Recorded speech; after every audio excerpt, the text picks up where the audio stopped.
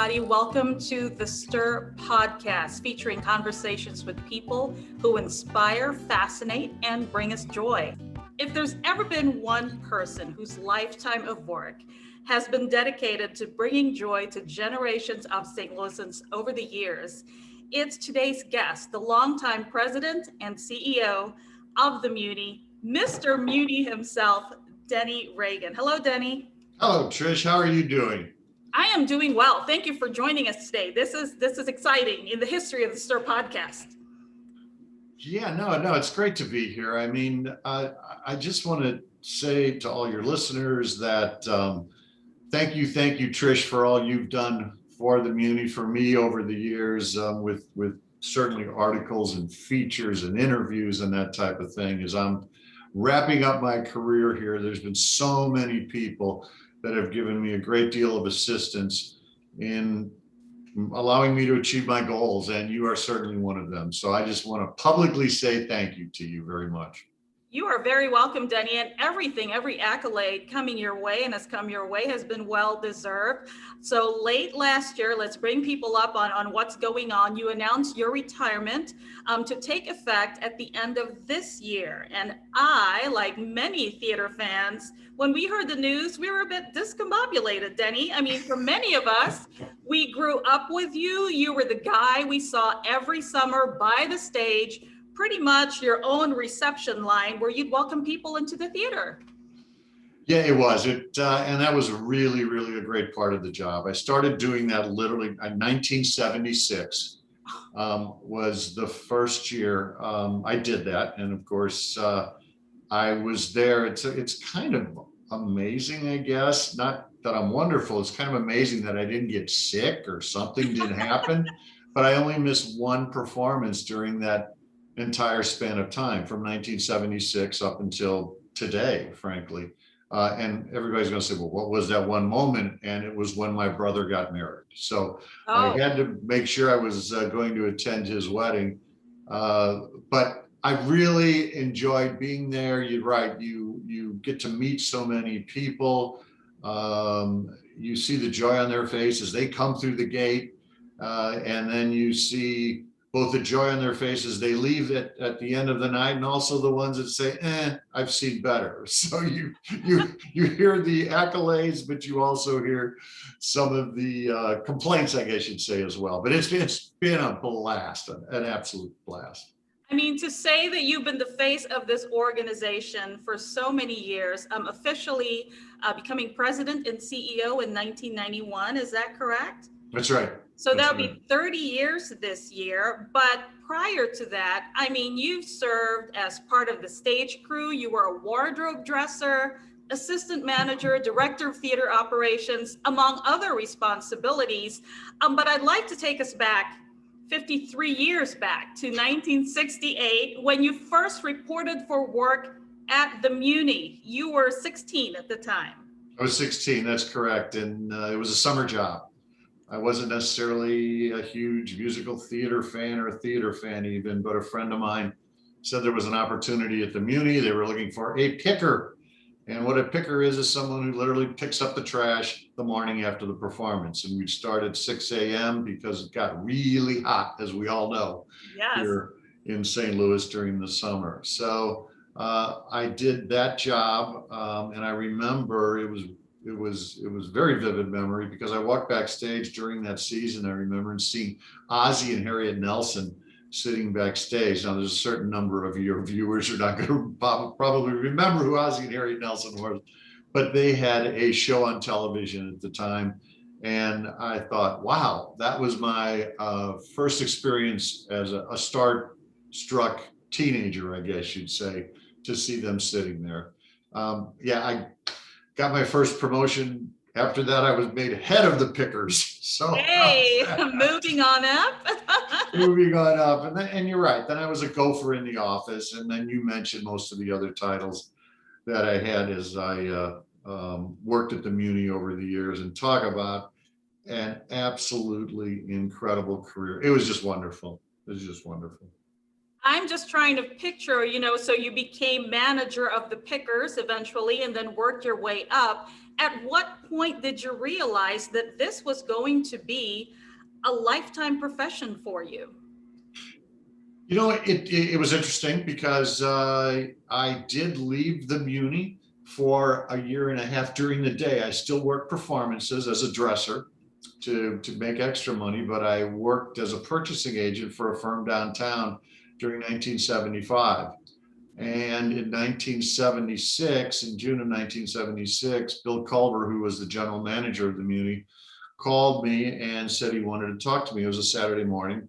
And I went into his office, and I recall him asking me, he says, look, I've heard some good things about you, because I had not known Bill at that point. He said, I've heard some really good things about you, and people are telling me I should be thinking about bringing you back.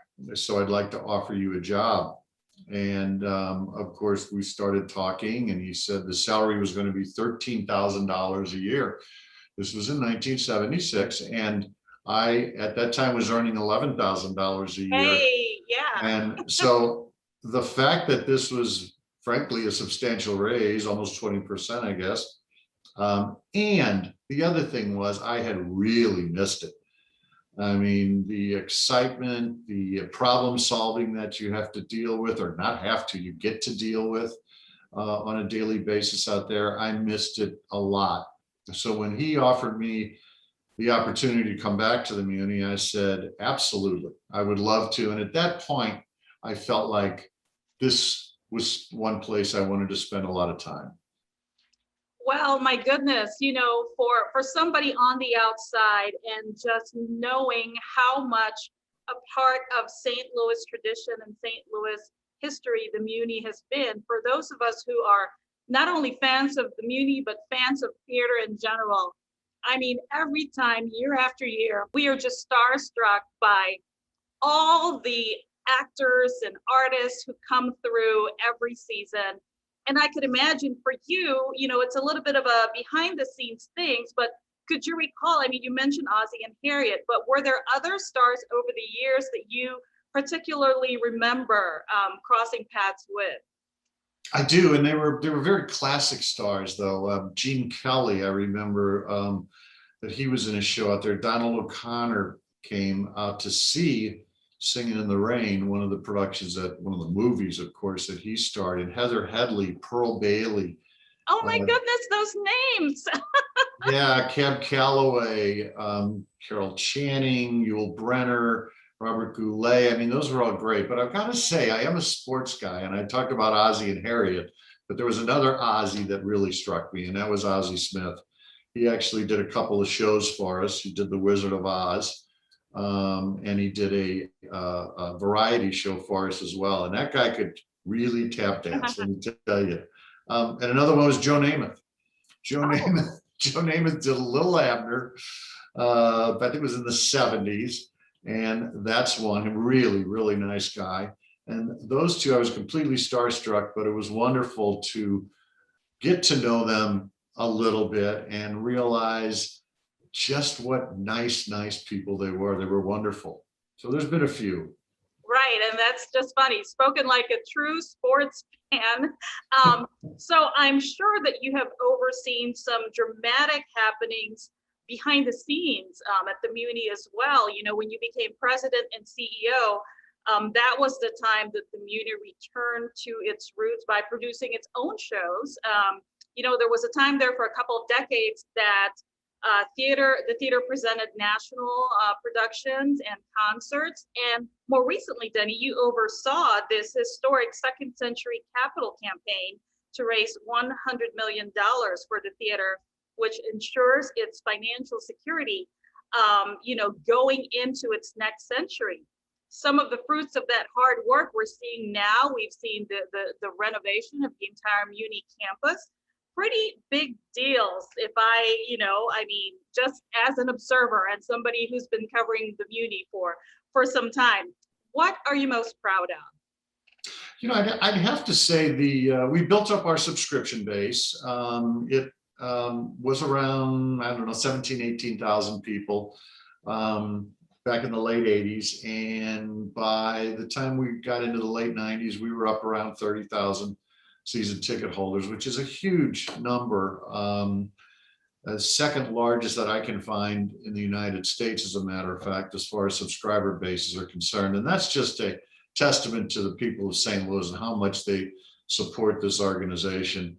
But you're right about the campaign, because the Muny is 103 years old now, and the 100th anniversary was coming up, and it was determined that we needed to do a capital campaign, because you could see the infrastructure was suffering to some degree. I mean, pipes and electric and all that. And to see the complete overhaul of the campus over these last few years is something that we're all extremely proud of, because it took a lot of people to make that happen. We completed the stage in time for the 2019 season, so people got to see all the new technology that's been incorporated into that, and it is the absolute state-of-the-art technology that's out there for theaters right now. So that's something that has made us all proud. And just this past year, as a matter of fact, we were just moving back in. All the support facilities at the Muny have been completely redone. So the wardrobe department, where they have to make all the costumes, and the scenic artist areas, and the rehearsal areas that we have out there, the dressing rooms completely refurbished. So what I would say it is 100% renovation of the campus is something that, as I said, we are all extremely proud of. And it's really it sets the Muny up for the next 100 years. As part of that capital campaign, we also concentrated on our endowment as well. And a portion of those funds went into our endowment, which is healthy at this point. So we have a bit of a cushion there should things go wrong, that we can save for a rainy day, which we all know rainy days do impact the Muny. There's no question about that. So I'd say that that was very, very satisfying to get all that accomplished.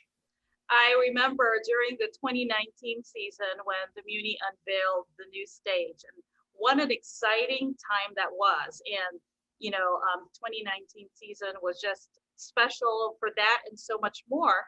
And then 2020 hit, the pandemic hit, and the Muny stage went dark for the entire season. Mm-hmm.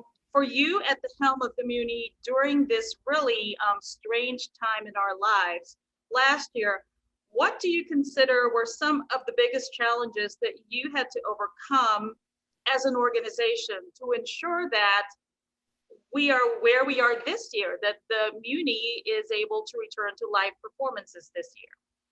Well, we certainly had to look at the financial stability of the Muny. I just pointed out the fact that we do have an endowment that can help us in that way, but you can't just take from the endowment. You can only take the draws off the endowment, and I won't get into all that. But we also wanted to make sure that we stayed connected with the community. That was something that was very important. There's nothing we could do about the pandemic. I mean, nobody was being allowed to do anything, and rightfully so.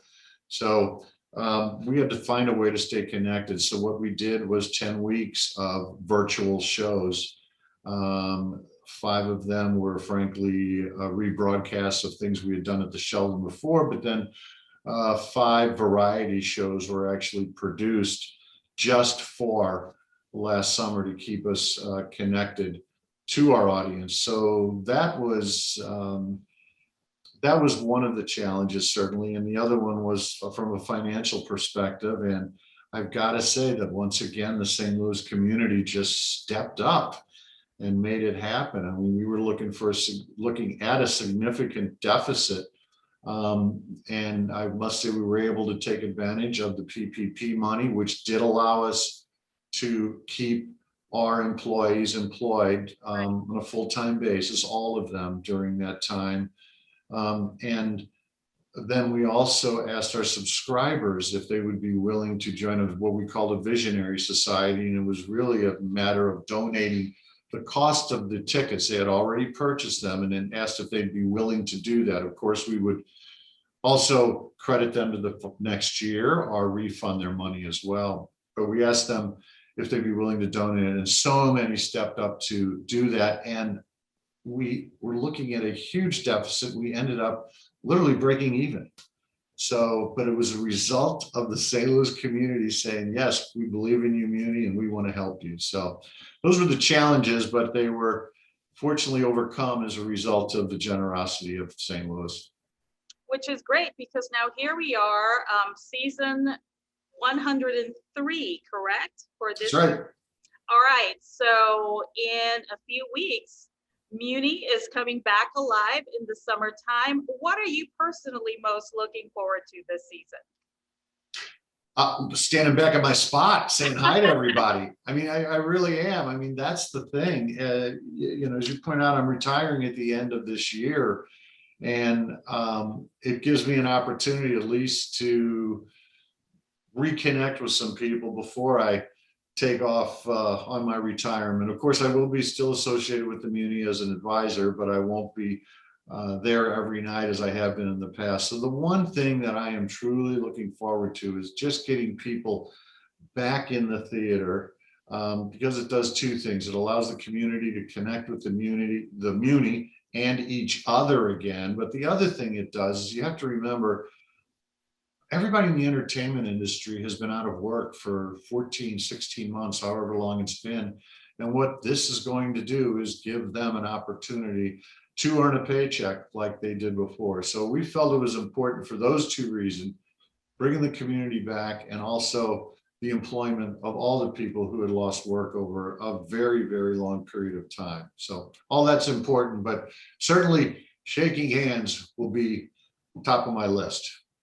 So I've noticed, as somebody who's attended Muny shows for the past several years, that you have been joined by the Muny's managing director, Kofi Coleman, who has been announced as your successor.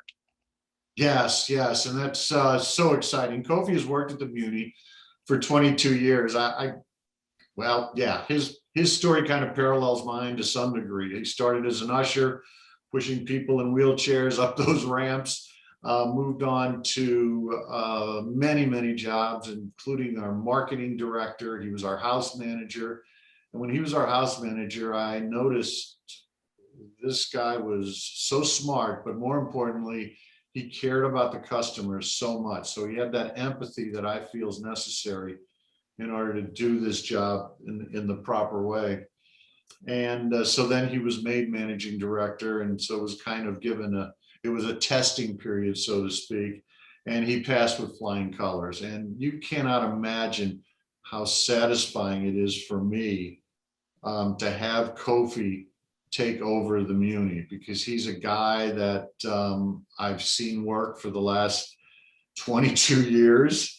I worked very closely with him for at least the last 10 to 15, 10 years for sure. And I know that he possesses the same values that I do, and that he feels about the audience and about the employees and about how to run an organization about the same way I do.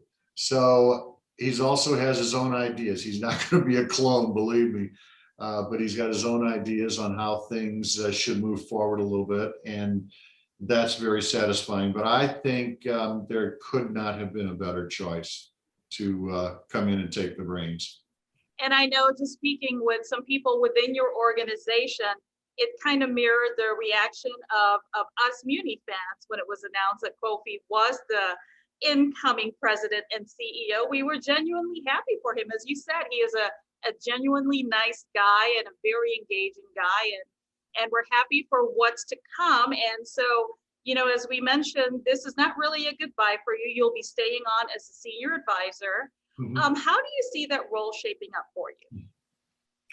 Well, it's going to be a reversal. It's going to be kind of like, Kofi, what do you want me to do next? Or do you have a question for me? I mean, I have no intention of meddling in any of that. You have to be very careful when you're put into a position like that, especially coming out as the preceding president, that you don't try to insert yourself in a way that wouldn't be helpful.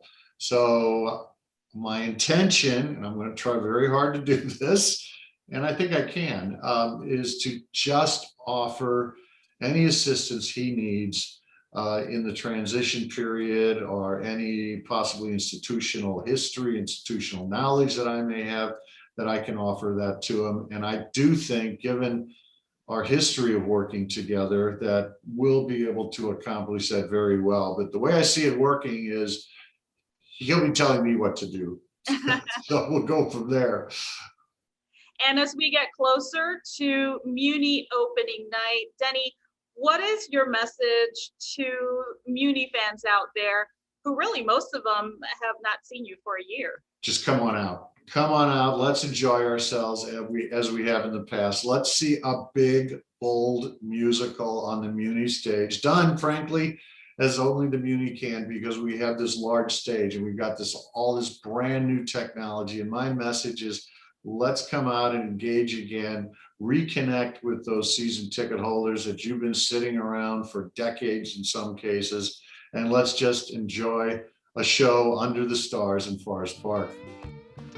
Denny Reagan, Mr. Muny, what a legacy to leave behind. We are so honored to have you on the Stir podcast. Thank you so much for spending some time with us, and we wish you the very best. Thanks, Trish. I know I'll be seeing you more, though, but thank you very much.